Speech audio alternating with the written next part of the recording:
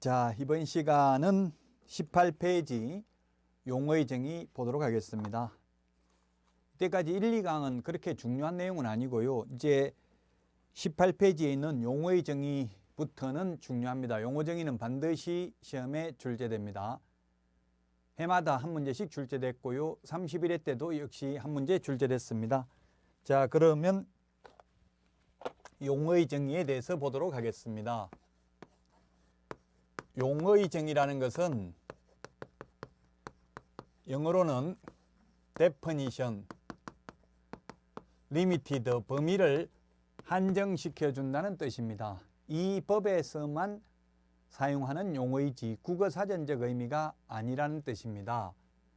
자, 그래서 맨 먼저 중개라는 용어가 있는데 중개는 국어사전적 의미는 중개, 이 한자를 보면 가운데 중자입니다. 사람들 가운데서 낄깨자입니다. 낄깨자. 사람들 사이에 끼어서 사람 인자가 있잖아요. 둘 다 소개하는 게 중개입니다. 그 국어사전적으로 보면 모든 물건을 소개하면 다 중개입니다. 그런데 공인중개사법에서 중개는 아무 물건이나 소개하면 중개가 아닙니다. 여러분들이 네이버나 다음 포털 사이트에 중개를 검색하면 제3자로서 당사자 사이에 서서 일을 주선하는 것 이렇게 되어 있습니다. 그러나 우리 공인중개사법에서는 반드시 중개 대상물에 대하여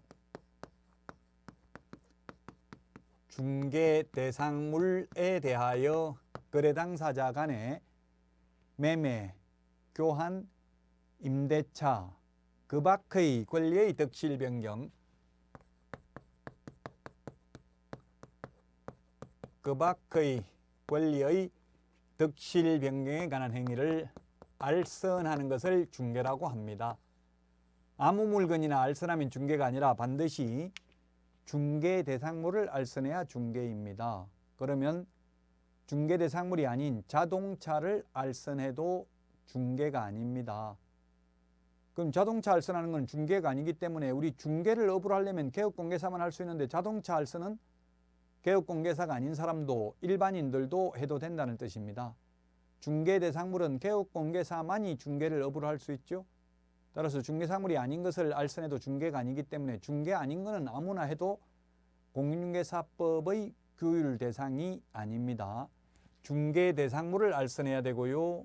중개 대상물은 이제 토지, 건축물, 임목, 공장재단, 광업재단 이런 것들을 중개 대상물이라고 합니다. 중개사물을 알선하는 게 중개이다. 이제 어려운 게 그 밖의 권리인데 그 밖의 권리는 저당권 등 담보물권도 그 밖의 권리에 해당이 됩니다. 그 다음에 환매권, 유치권,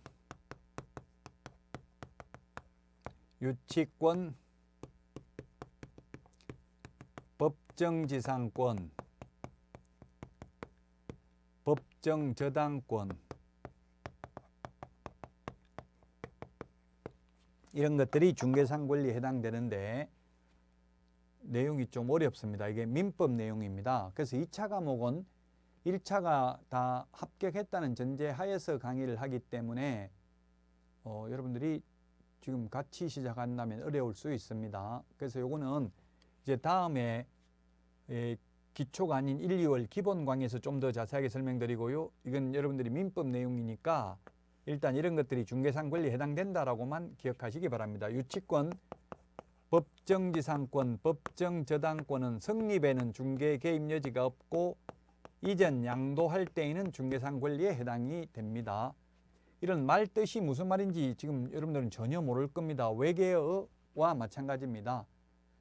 그 네이버나 다음에 검색을 해보시기 바랍니다. 국어사전적 의미는 아니지만 그래도 여러분들이 검색을 해보면 좀 더 여러 사람들이 올려놓은 걸 보면 알 수 있을 겁니다. 저당이라는 것은 담보로 잡는 걸 저당이라 하고 저당권은 담보로 잡아둔 물건이 경매 넘어갔을 때 다른 채권자보다 우선 면제 받을 수 있는 권리를 저당권이라고 합니다. 그래서 저당권 설정을 알선하는 것도 중개다. 즉 다시 말해서 개업공개사가 은행에 융자 알선하고 커미션을 받는 것도 중개이기 때문에 중개보수기 때문에 불법이 아닌데 개업공개사가 아닌 자가 저당권 설정 알선을 해주고 계속해서 돈을 받으면 무등록 중개업자로 처벌받는다는 판례입니다.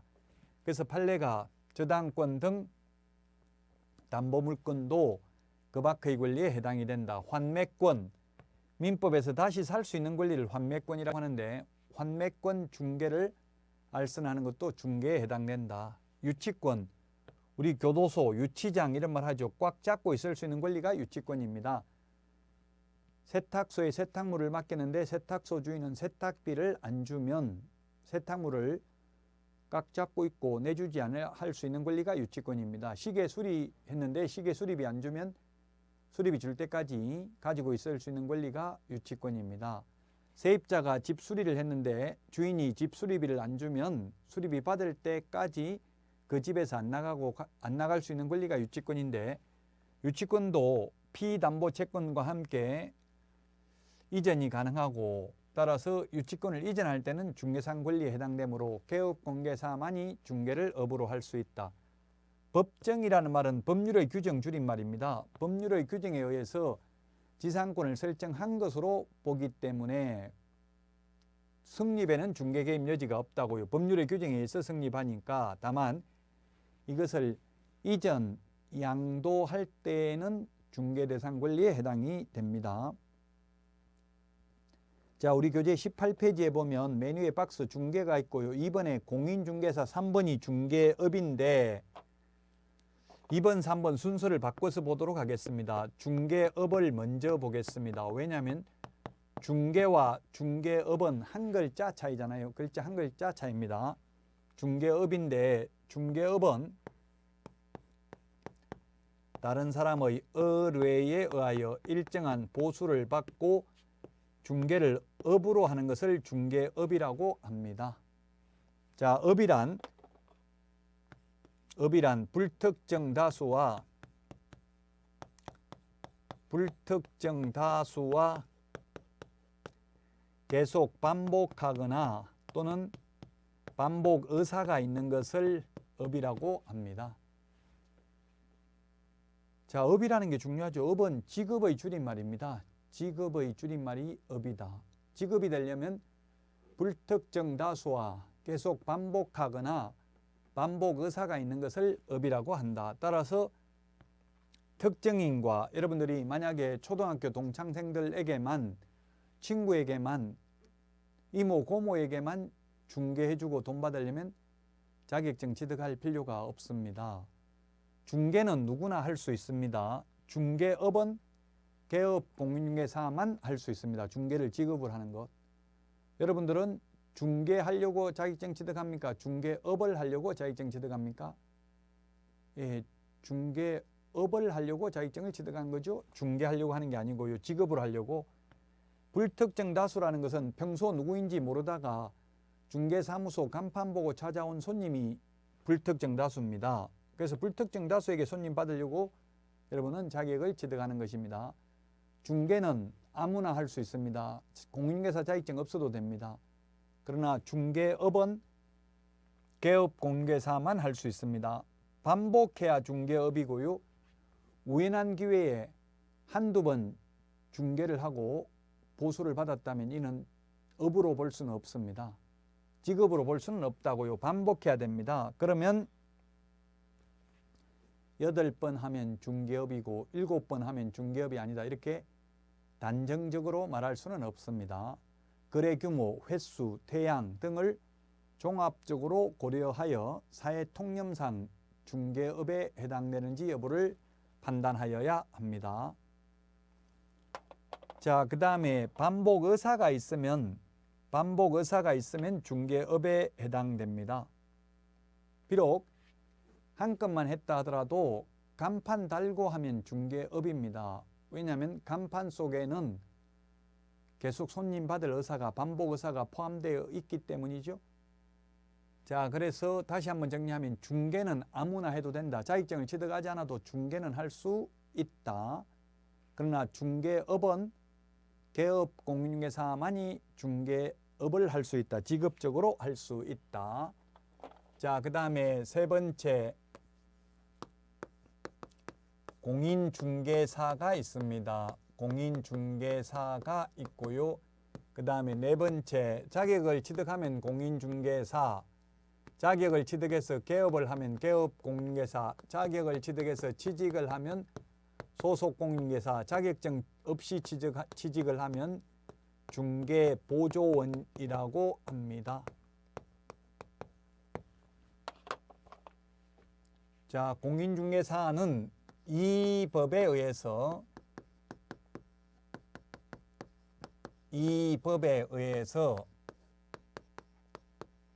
자격을 취득한 자입니다. 자격을 취득한 자.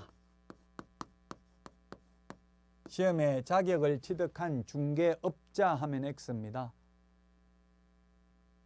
자격을 취득한 자고요. 우리나라에 자격을 취득한 자는 45만 명 정도 되고요. 자격을 취득해서 개업을 한 사람은 11만 명 정도 됩니다. 제가 11만 명 정도라고 하면은 왜 그러냐면은 폐업을 했다, 폐업하면 줄어들고 다시 새로 등록을 하면 늘어나기 때문에 정확한 숫자는 알 수가 없죠. 공인중개사도 마찬가지로 만약에 자격을 취득해가지고 사망하신 분들은 제외해야 되니까 정확하게는 알기 어렵다는 이야기입니다. 자, 이 법에 의해서 자격을 취득해야 됩니다. 저 법에 의해서 자격을 취득한 자는 공인중개사가 아닙니다. 따라서 우리나라 사람이 미국에 가서 공인중개사 자격을 취득해도 공인중개사가 아닙니다. 우리나라의 공인중개사법에 의해서 자격을 취득해야 됩니다. 따라서 외국인도 우리나라에서 자격을 취득하면 공인중개사인데 우리나라 사람이 외국 가서 자격을 취득해도 공인중개사가 아니다. 외국 사람도 우리나라에서 자격 취득하면 개업할 수 있습니다. 이 법에 의해서 자격을 취득한 자를 공인중개사라고 한다. 개업 공인중개사는 옛날에는 2014년도까지는 중개업자라고 불렀습니다. 중개업자인데 2014년 7월 29일부터 개업공개사의 공신력을 확보하기 위해서 이제 개업공개사라고 이름을 불렀고요. 이 법에 의해서 중개사무소 개설 등록을 한 자이다. 중개사무소 개설 등록을 한 자.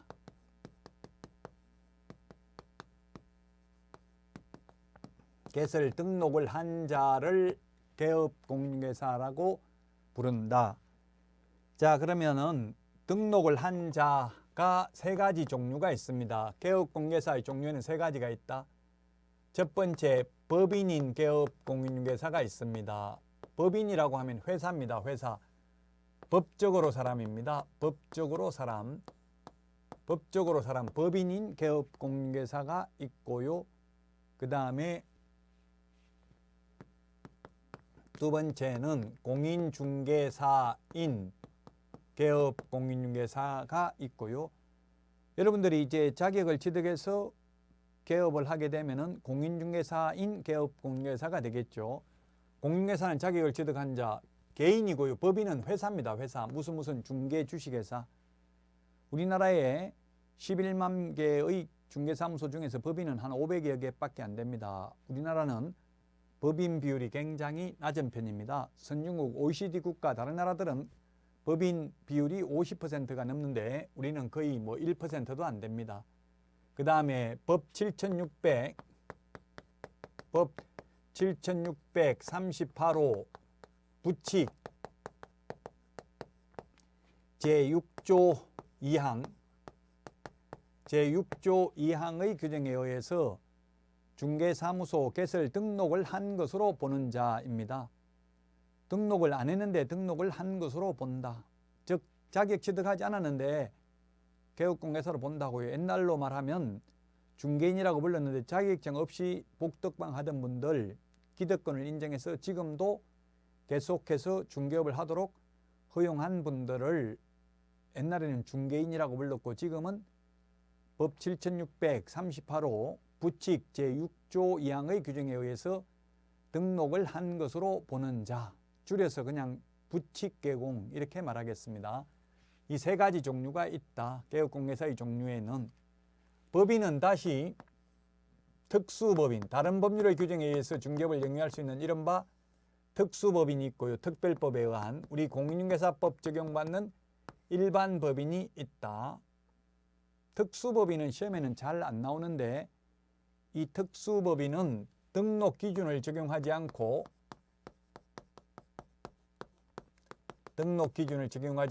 특수법인은 분사무소 책임자가 공인중개사이어야 한다는 규정을 적용받지 않습니다. 특수법인은 농업협동조합법에 의한 지역농협, 그 다음에 산업집적 활성화 및 공장 설립에 관한 법률에 의한 산업단지 관리기관, 산림조합법에 의한 지역산림조합, 한국자산관리공사법에 의한 한국자산관리공사 등이 특수법인입니다. 특수법인이 무슨 일을 하는지는 시험에 거의 출제가 안 되고 있습니다. 자, 그 다음에 소속 공인중개사 중개보조원입니다. 이 두 사람을 합해서 고용인이라고 합니다. 고용인은 직원입니다. 직원. 고용자는 사장이고요. 고용인은 직원입니다.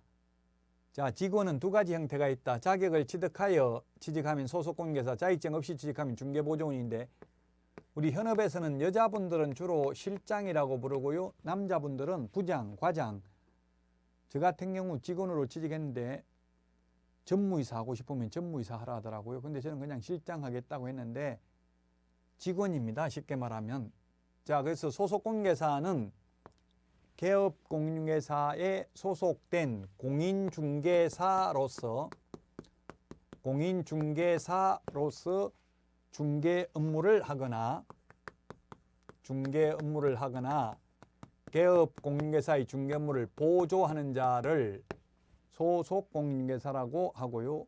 그 다음에 중개보조원은 공인중개사가 아닌 자로서 중개 업무는 안 되고 현장 안내 및 일반 서무 등 단순한 업무를 보조할 수 있는 자를 중개보조원이라고 합니다. 그래서 가장 큰 차이점이 자격증 있고 없고 그 다음에 중개 업무를 할 수 있고 없고의 가장 큰 차이점입니다.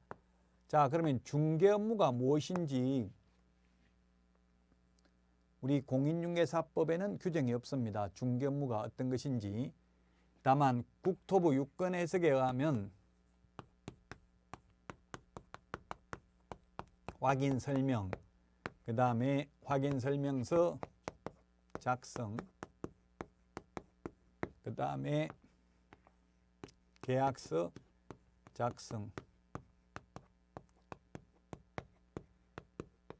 이런 것들이 중개 업무라고 보고 있습니다. 그래서 소속공인중개사는 확인 설명하고 확인 설명서 작성할 수 있는데 개업공인중개사는 못합니다. 이게 현실적으로 이제 중개업소에 근무하는 분들이 자격증을 취득할 확률은 2.7%고요. 일반인들 합격할 확률은 33% 정도 됩니다. 자격증 없는 분들이 2차가 7만 명 정도 응시해가지고 2만 명 넘게 나오면은 30% 넘게 합격을 합니다. 그런데도 현업에 종사하시는 분들은 합격률이 굉장히 낮아요. 그 이유가 뭐냐면 현실적으로 하는 업무하고 우리 시험에 나오는 게 너무나 다르기 때문에 그렇습니다. 현실적으로 자격증 없는 보조원은 현장 안내, 빈집 구경시키러 데려가는 거 이런 것밖에 못하고요. 확인 설명서 작성도 못합니다. 그러나 현업에서는 전부 다 중개보조원들도 컴퓨터로 다 출력합니다. 확인 설명서 현실적으로. 서명 날인만 개업공개사가 하는데 그래서 적발되면 나중에 민원이 제기되면 문제될 수가 있죠. 어쨌든 이론적으로는 중개보조원은 확인 설명도 못하고 확인 설명서 작성도 못합니다. 자, 우리 법인의 임원 또는 사원 교재 18페이지 거기에 박스에 5번에 보면은 가로 안에 개업공개사인 법인의 사원 또는 임원으로서 공인중개사인자를 포함한다. 포함 동그라미 하세요. 제외가 아니라 포함입니다. 포함한다. 자, 그래서 시험에 법인의 모든 임원 계약서 작성할 수 있다. X입니다. 모든 임원은 계약서 작성할 수 없다도 역시 X입니다. 자격증 있는 임원은 소속 공인중개사이기 때문에 계약서 작성할 수 있고요. 자격증 없는 임원은 소속 공인중개사가 아니고 중개보조원에 해당되기 때문에 계약서 작성할 수 없다는 이야기입니다. 용어정의는 해마다 시험에 출제되니까 반드시 꼭 숙지를 해야 되는 파트가 되겠습니다. 지금 우리 교재는 23페이지까지 다 했고요. 24페이지에 보면은 문제가 있습니다. 용어정의와 관련되는 문제. 여러분들이 문제 24페이지에 있는 문제 풀어보시고요. 용어정의는 시험에 해마다 출제된다. 반드시 숙지를 해야만 되겠습니다.